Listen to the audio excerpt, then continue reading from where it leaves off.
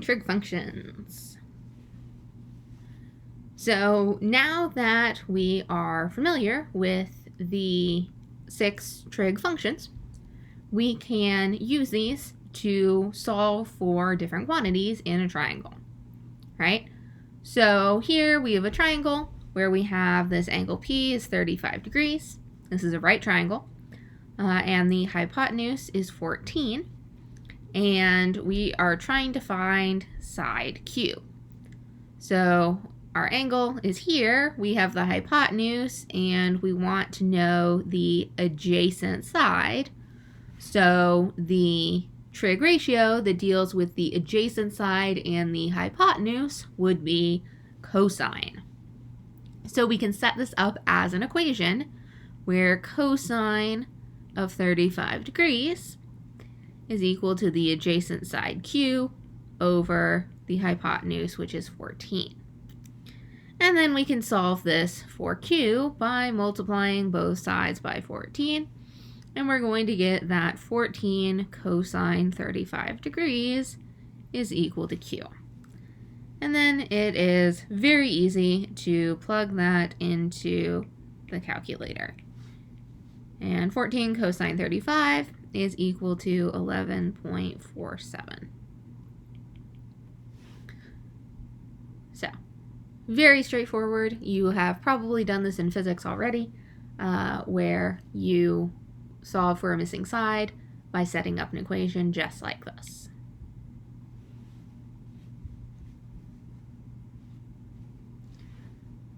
The circus has arrived, and the roustabouts must put up the main tent in a field near town. A tab is located on the side of the tent 40 feet above the ground. A rope is tied to the tent at this point, and the rope is placed around a stake on the ground. So they have very kindly given us this diagram. If the angle that the rope makes with the level ground is 50.25 degrees, how long is the rope? So here's our angle. We have the opposite side, which is 40 degrees, and we're trying to solve for the length of the rope, which is the hypotenuse of this right triangle. So the opposite side and the hypotenuse would be sine. So sine of 50.25 degrees is equal to the opposite side, which is 40, over the hypotenuse, r. Now, be very careful when you're solving for r, because r is in the denominator. The best way to do this is to multiply both sides by r, and you get r sine 50.25 is equal to 40, and then divide by sine 50.25. So you get that r equals 40 over sine 50.25. It's very common for people to divide both sides by 40 and get sine 50.25 over 40 as their answer, which is not correct. It should be the other way around. So 40 over sine 50.25 is equal to 52.03.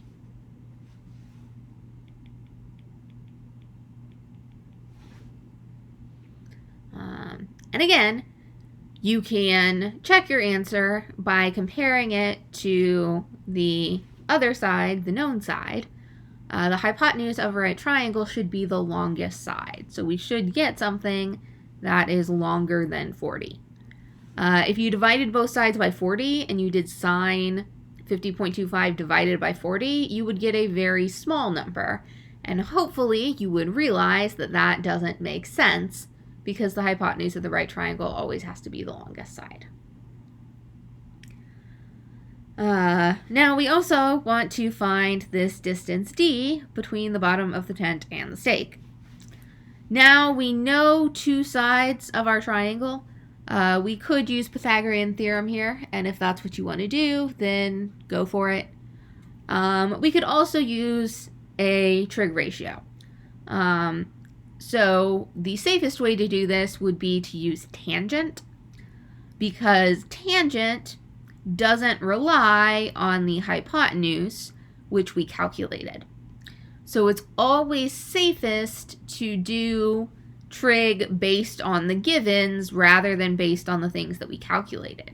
Because if we calculated the hypotenuse wrong, then that mistake is going to carry through if we use that to then find other things. So, safest to do tangent of 50.25 is equal to the opposite side 40 over the adjacent side d. In that way, we're only using the givens. We are not using anything that we ourselves calculated that we could be wrong about. And then we do just like we did for r, we're going to multiply both sides by d, and we're going to divide by tangent 50.25.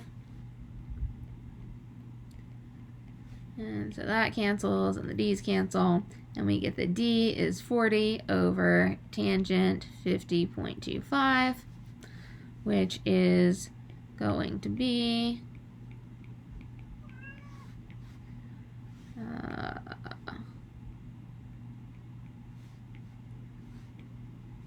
something. 40 over tangent 50.25. It comes out to be 33.27.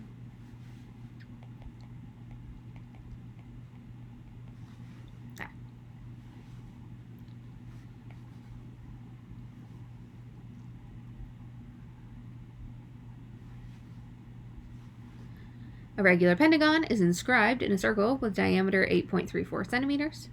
The apothem of a regular pentagon is the measure of a line segment from the center of the polygon to the midpoint of one of the sides.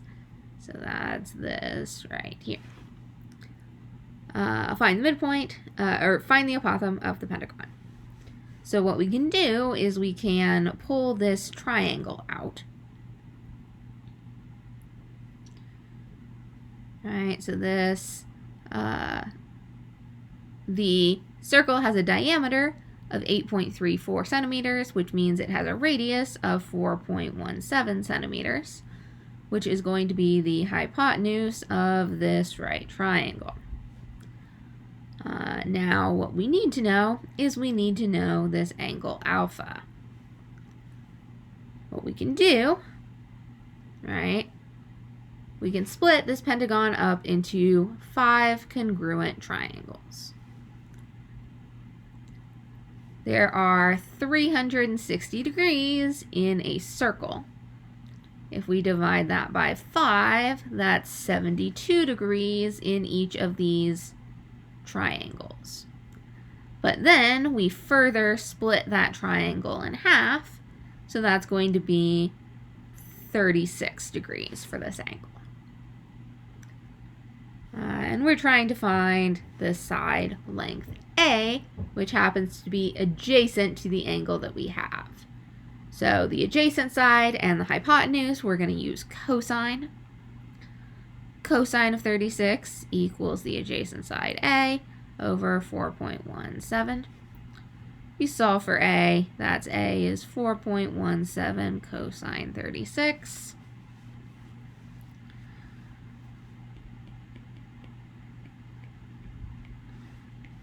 Which is 3.37 centimeters.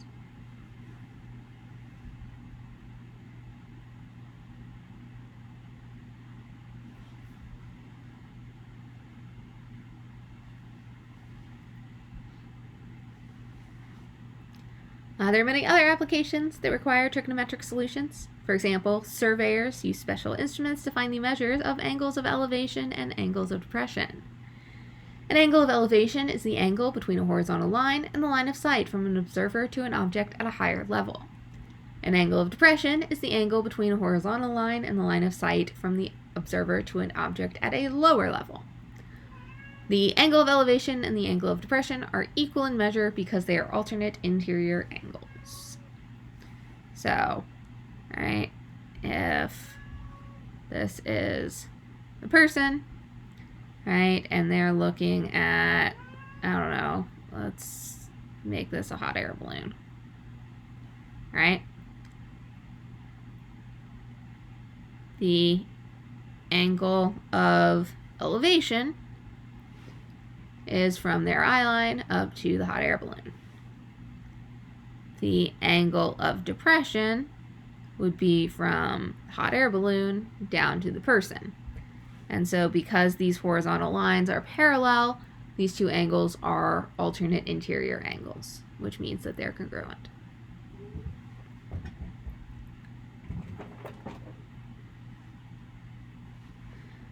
On May 18th, 1980, Mount St. Helens, a volcano in Washington, erupted with such force that the top of the mountain was blown off. To determine the new height of the summit of Mount St. Helens, a surveyor measured the angle of elevation to the top of the volcano to be 36 degrees 46 minutes. The surveyor then moved 1,000 feet closer to the volcano and measured the angle of elevation to be 40 degrees 30 minutes. Determine the new height of Mount St. Helens. So we're trying to find the height here, and we have two angles, and we have the adjacent sides, and we are trying to find the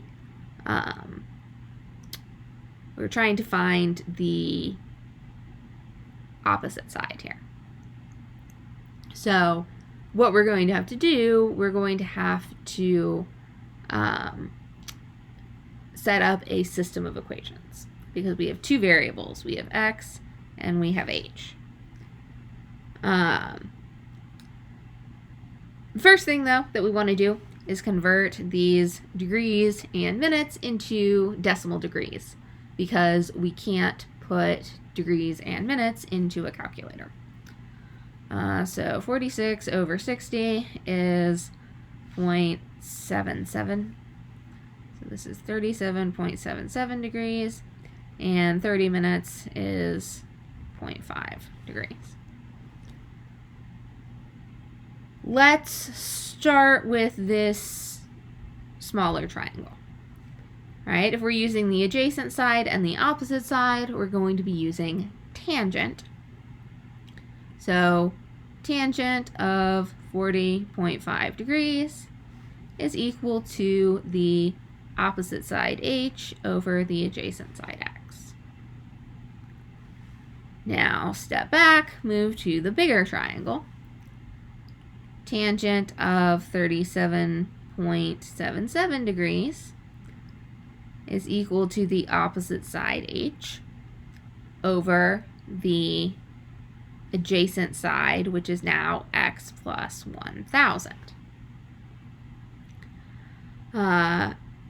We want to solve for h here to find the new height, but it's going to be easier for us to solve for x first.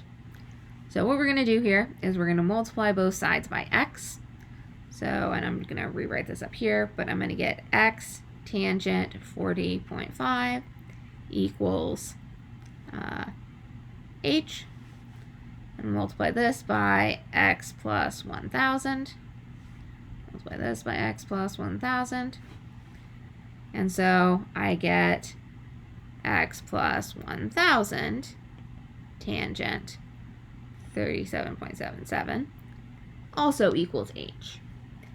If these two things both equal h, then they are both equal to each other. And I'm going to do as much of this as I can without using my calculator, and I'm going to plug it all into the calculator at the end. So I can set these equal to each other, and I get tangent, x tangent 40.5 equals x plus 1,000 tangent 37.77.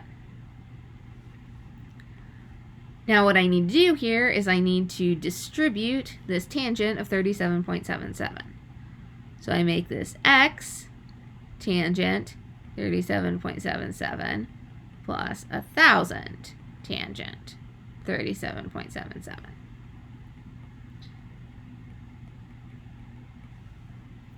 In order to solve for x, I need to get all of my x terms over to the other side. So I'm going to subtract x tangent 37.77. And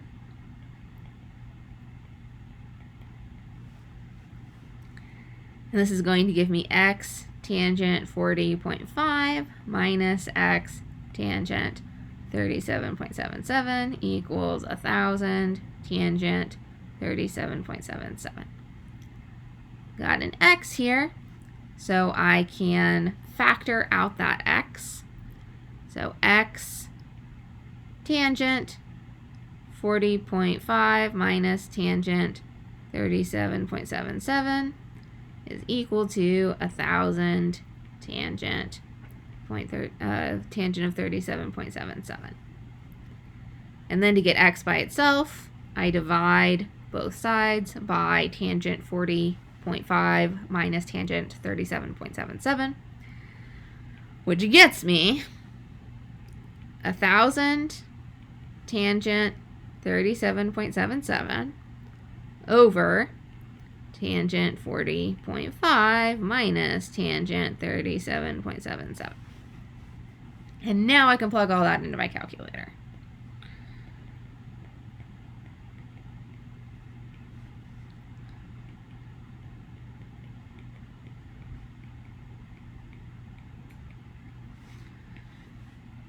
And that comes out to be 9,778 feet for x.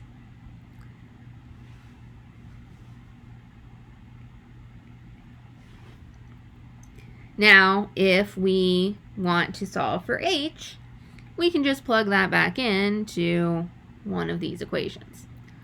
I'm going to go with the first one. So x tangent 40.5 equals 9,778 tangent 40.5.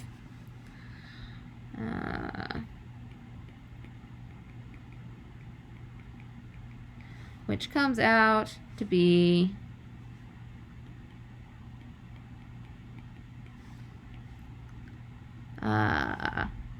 7,924 feet. And that's our answer.